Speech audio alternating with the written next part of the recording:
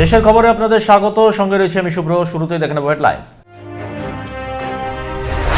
গণেশ কুমারের বিরুদ্ধে ইমপিচমেন্ট প্রস্তাব কাল পেশ সংসদে। 200 সাংসদের সই। মুখ্য নির্বাচন কমিশনার নিরপেক্ষ নন, বিজেপির কমিশনার তোপ কীর্তি আজাদের। শপথ নিলেন নতুন রাজ্যপাল। অনুষ্ঠানে হাজির মুখ্যমন্ত্রী। আমন্ত্রিত ছিলেন বিমান বসু। 3 নম্বর সারিতে কেন, সামনে আসুন, বামফ্রন্ট চেয়ারম্যানকে বললেন মুখ্যমন্ত্রী। বাংলায় সম্ভবত ভোট ঘোষণা সোমবার। মোদির পরিবর্তন যাত্রা ব্রিগেডে 14ই মার্চ রাজ্যে মোদি, সম্ভবত 2 দফায় ভোট। উত্তরপ্রদেশে বাড়িতে নামাজ তুলে নিয়ে গেল পুলিশ। সাদা কাগজে সই, নামাজ পড়া যাবে না, মৌখিক নির্দেশিকা। ক্ষোভ এলাহাবাদ হাইকোর্টের, পরিবারকে বিশেষ নিরাপত্তা। আসছে বিস্তারিত খবরে। বাংলায় ভোট ঘোষণা হতে পারে আগামী সোমবার। 60 লক্ষ বিচারাধীনকে অথই জলে রেখে ভোট ঘোষণা হওয়ার সম্ভাবনা। 2 দফায় ভোট হতে পারে বলে সূত্রের খবর। প্রধানমন্ত্রী নরেন্দ্র মোদীর ব্রিগেডের সভা রয়েছে শনিবার। তারপরেই ভোট ঘোষণা হবে বলে নির্বাচন কমিশন সূত্রের খবর। 7ই মের মধ্যে ভোট প্রক্রিয়া শেষ করতে হবে। শপথ নিলেন নতুন রাজ্যপাল RN রবি। শপথ গ্রহণ অনুষ্ঠানে ছিলেন মুখ্যমন্ত্রী মমতা বন্দ্যোপাধ্যায়, বামফ্রন্ট চেয়ারম্যান বিমান বসু। 3 নম্বর সারিতে বিমান বসুর আসন ছিল। মুখ্যমন্ত্রী মমতা বন্দ্যোপাধ্যায় তাকে প্রথম সারিতে বসার অনুরোধ জানান। প্রথম দিনেই রাজ্যপালকে ভালোবাসার পাঠ শেখালেন মুখ্যমন্ত্রী। দেশের মুখ্য নির্বাচন কমিশনার গণেশ কুমারের বিরুদ্ধে আগামীকাল ইমপিচমেন্ট প্রস্তাব আনতে চলেছেন বিরোধীরা। 200 জন বিরোধী সাংসদ সই করেছেন। এ নিয়ে আলোচনা হবে সংসদে 2 কক্ষেই। দেশের কোন নির্বাচন কমিশনারের বিরুদ্ধেই প্রথম ইমপিচমেন্ট প্রস্তাব আনতে চলেছেন বিরোধীরা। 100 জন সাংসদের সই প্রয়োজন। আজ পর্যন্ত 200 জন বিরোধী সাংসদ সই করেছেন। রাজ্যসভার 63 জন বিরোধী সাংসদ সই করেছেন এই প্রস্তাবে। লোকসভার 140 জন বিরোধী সাংসদ সই করেছেন। তৃণমূল সাংসদ কীর্তি আজাদ বলেন, এই মুখ্য নির্বাচন কমিশনার নিরপেক্ষ নন, তিনি বিজেপি সাংসদ। আগামীকাল সংসদের 2 কক্ষে ইমপিচমেন্ট প্রস্তাব আনবেন বিরোধীরা। ঠিক যেভাবে সুপ্রিম কোর্টের প্রধান বিচারপতিকে সরাতে ইমপিচমেন্ট প্রস্তাব আনা হয়, সেভাবেই এই প্রস্তাব আনা হবে। বিরোধীরা এই প্রস্তাব আনলেই যে দেশের মুখ্য নির্বাচন কমিশনার পদত্যাগ করবেন এমন কোনো আশা নেই, কারণ বিরোধীদের যে সাংসদ রয়েছেন তাতে সংখ্যাগরিষ্ঠতা পাওয়ার কোনো সম্ভাবনা নেই। তবে স্বাধীনতার পর এই প্রথম কোন মুখ্য নির্বাচন কমিশনারের বিরুদ্ধে এই প্রস্তাব আনা হল। ফলে ইতিহাস তৈরি করলেন গণেশ কুমার। SIR প্রক্রিয়া, ভোট চুরি নিয়ে তার বিরুদ্ধে বারবার সরব হয়েছেন বিরোধীরা। বিরোধীদের এই রণনীতির মূল লক্ষ্য হল সংসদের ইতিহাসে কালো তালিকায় গণেশ কুমারের নাম লিপিবদ্ধ করা। তার ফলে নৈতিক দায় ও তার নিরপেক্ষতা নিয়ে প্রশ্ন ওঠায় তিনি যদি ইস্তফা দেন, এটা বিরোধীদের চাপ বাড়ানোর কৌশল। তবে এই গণেশ কুমার যে পদত্যাগ করার বান্দা নন, পরিষ্কার জানিয়েছেন রাহুল গান্ধী। ব্যুরো রিপোর্ট, কুবের কলম ডিজিটাল। অসমের বরপেটায় দেশের প্রাক্তন রাষ্ট্রপতি ফখরুদ্দিন আলী আহমেদের নামাঙ্কিত মেডিকেল কলেজ থেকে তার নাম মুছে দিল বিজেপি সরকার। প্রতিবাদে সোচ্চার হয়েছে কংগ্রেস আর AIUDF। দুদলই বলেছে এটা শুধু মুসলিমদের অপমান নয়, অসমের মানুষের অপমান। ফখরুদ্দিন আলী আহমেদ অসমের মুখ উজ্জ্বল করেছিলেন।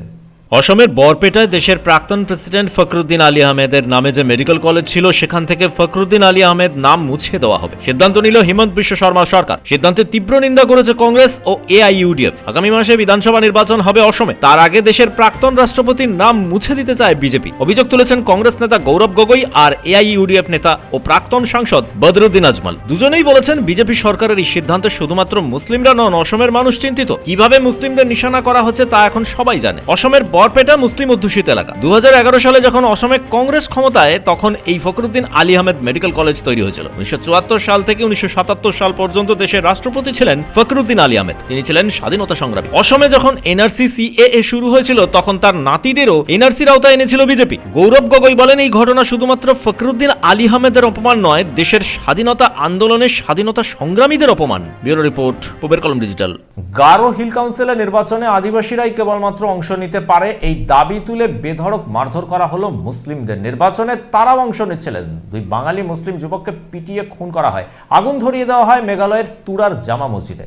মেঘালয়ে পিটিয়ে খুন করা হলো 2 বাঙালি মুসলিমকে। আগুন ধরিয়ে দেওয়া হয় মসজিদে। তুরায় এই ধরনের ঘটনায় উত্তেজনা ছড়িয়ে পড়ে। গারো হিল কাউন্সিলের নির্বাচন ছিল। সে নির্বাচনে আদিবাসী ছাড়া অন্য কেউ প্রার্থী হতে পারবেন না, এই দাবি তোলা হয়। এই নিয়ে উত্তেজনা ছড়িয়ে পড়ে তুরায়। তুরায় বহু এলাকা মুসলিম প্রধান। সেখানে আদিবাসীদের সঙ্গে সংঘর্ষ শুরু হয় মুসলিমদের। তুরার জামা মসজিদে ব্যাপক ভাঙচুর চালানো হয়। 30টা দোকান পুড়িয়ে দেওয়া হয়েছে। বাঙালি মুসলিমদের বলা হয়েছে তারা বাংলাদেশী, মেঘালয়ে তাদের স্থান নয়, এখানে তাদের কোনো কাজ করতে দেওয়া হবে না। তুরার একাংশ বহু মুসলিমের বাস। একসময় কংগ্রেস নেতা PA সাংমা এই কেন্দ্র থেকে সাংসদ হয়েছিলেন। মেঘালয় তৃণমূল কংগ্রেস যে আসন পেয়েছিল তা এই তুরা কেন্দ্র থেকেই। বাঙালি মুসলিমরা সমর্থন জানিয়েছিল তৃণমূল কংগ্রেসকে। গারো আদিবাসীরা এলাকায় এলাকায় গিয়ে স্লোগান দিতে থাকেন, এটা মুসলিমদের দেশ নয়, এখানে কাজ করার তাদের কোনো অধিকার নেই, এখানে আল্লাহু আকবার চলবে না।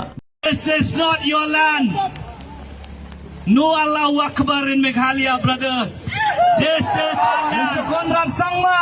hear also this voice of the Hinyotra people that the Khasi Jantia and the Garos will not allow you to sell Garo Hills to the illegal immigrants. If you need us to be in Chipinang or to be in Garo Hills, the Hinyotra people will take up sword, will take up the materials that is needed and will stand together shoulder to shoulder with the Aceh people. Mr. Conrad Sangma, don't forget, you are a chief minister because the Aceh people have supported you.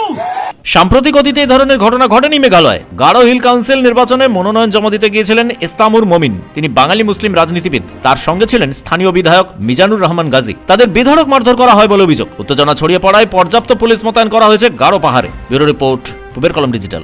উত্তরপ্রদেশের বেরেলিতে বাড়িতে নামাজ পড়ার জন্য তুলে নিয়ে যায় police. সাদা কাগজে সই করে নেওয়া হয়। পুলিশের তরফ থেকে বলা হয় কোনো রকমেই বাড়িতে নামাজ পড়া যাবে না। এলাহাবাদ হাইকোর্টের দ্বারস্থ হয় পরিবার। বাড়িতেই নামাজ পড়ছিলেন উত্তরপ্রদেশের বেরেলির তারিক খান। ইফতারের পর সবাই নামাজ পড়ছিলেন বাড়িতে, হঠাৎই তার বাড়িতে হাজির হয় বেরেলি পুলিশ। বাড়ি থেকে টেনে হিচড়ে নিয়ে যাওয়া হয় বৃদ্ধ তারিক খান ও তার ছেলেদের। উত্তরপ্রদেশ পুলিশ জানিয়ে দেয় বাড়িতেও নামাজ পড়া যাবে না। যদি এভাবে বাড়িতে রমজানের সময় নামাজ পড়েন তাহলে বুলডোজার চালানো হবে। প্রশাসন সিদ্ধান্ত নিয়েছে নিজের বাড়িতে নামাজ পড়লেও বুলডোজার চালিয়ে তা গুড়িয়ে দেওয়া হবে। পুলিশের এই হুমকির বিরুদ্ধে এলাহাবাদ হাইকোর্টে মামলা দায়ের করেন তিনি। হাইকোর্টের দুই বিচারপতি অতুল শ্রীধরন ও সিদ্ধান্ত নন্দন নির্দেশ দিয়েছেন 23শে মার্চ মামলার পরবর্তী শুনানি হবে। তার আগে পর্যন্ত বৃদ্ধ তারিক খানের বাড়িতে দুজন করে পুলিশ থাকবেন প্রতিদিন। উত্তরপ্রদেশের অ্যাডভোকেট জেনারেলকে নির্দেশ দেওয়া হয়েছে পুলিশি নিরাপত্তায় যেন কোনো গাফিলতি না হয় সেদিকে খেয়াল রাখতে হবে সরকারকেই। উত্তরপ্রদেশের বেরেলির মোহাম্মদগঞ্জের বৃদ্ধ তারিক খান নিরক্ষর। তাকে বাড়ি থেকে থানায় তুলে নিয়ে যায় পুলিশ। তারপর সাদা কাগজে সই করিয়ে নেওয়া হয়। আজ এলাহাবাদ হাইকোর্টে দুই বিচারপতি বলেন, যেভাবে পুলিশ সাদা কাগজে সই করিয়ে নিয়েছে তা শুধুমাত্র নিন্দার নয়, পুলিশের বিরুদ্ধে কড়া ব্যবস্থা নেওয়ার প্রয়োজন। আজই বেরেলির পুলিশ সুপার ও জেলাশাসককে আদালতে তলব করেছিলেন দুই বিচারপতি, কিন্তু তারা হাজিরা দেননি। এলাহাবাদ হাইকোর্ট বলেছে 23শে মার্চ পুলিশ সুপার ও জেলা শাসককে হাজিরা দিতেই হবে। বৃদ্ধ তারিক খান বলেছেন, মোহাম্মদগঞ্জের সর্বত্র প্রতিদিন মুসলিমদের বাড়িতে যাচ্ছে পুলিশ। রমজানের সময়ও নিজের বাড়িতেও নামাজ পড়তে নিষেধ করা হচ্ছে। ব্যুরো রিপোর্ট, পূবের কলম ডিজিটাল। আলিয়া বিশ্ববিদ্যালয়ের 3টে ক্যাম্পাসেই ইফতার মজলিস হলো আজ। নিউটাউন ক্যাম্পাসে ছিলেন আলিয়া বিশ্ববিদ্যালয়ের উপাচার্য ডক্টর রফিকুল ইসলাম, তৃণমূল বিধায়ক তাপস চ্যাটার্জি, শাহ আলম, আমিরুল ইসলাম, প্রফেসর সিরাজুল ইসলাম, প্রফেসর ইশারাত আলী মোল্লা। বিশ্ববিদ্যালয়ের ছাত্রছাত্রীরা উপস্থিত ছিলেন এই ইফতার মজলিসে। সম্প্রীতির বার্তা দেওয়া হয় বিশ্ববিদ্যালয়ের ইফতার মজলিস থেকেই। দেশের খবর আজ এ পর্যন্তই। চোখ রাখুন পূবের কলম ডিজিটালে। আমাদের চ্যানেল সাবস্ক্রাইব করুন, অবশ্যই বেল আইকন প্রেস করতে ভুলবেন না।